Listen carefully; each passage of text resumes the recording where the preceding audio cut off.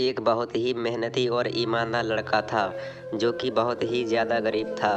वह दिन रात यही सोचता था कि वह खूब मेहनत से पढ़ाई करेगा और एक अच्छी सी नौकरी लेकर अपनी एक कार खरीदेगा।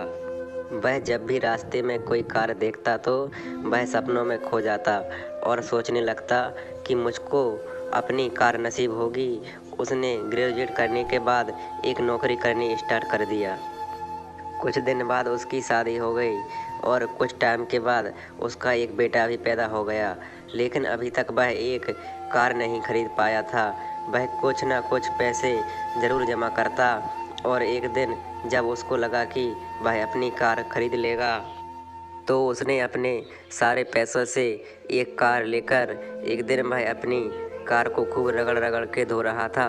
तभी उसका बेटा आया और उसने उस पर कुछ पत्थर से लिख दिया।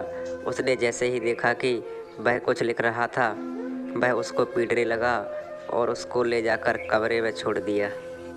वापस आकर फिर से वह अपने कार को धोना शुरू कर दिया।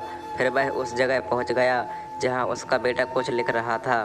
फिर उसने देखा कि उसका बेटा पत्थर से क्या लिख रहा था। उसके बेटे ने पत्थर से लिखा था, आई लव यू पापा। यह देखकर वह रोने लगा और बहुत ही ज़्यादा पछतावा करके लगा। वह कमरे में अपने बेटे के पास गया और उसको गले से लगाया और बोला, आई लव यू टू बेटा।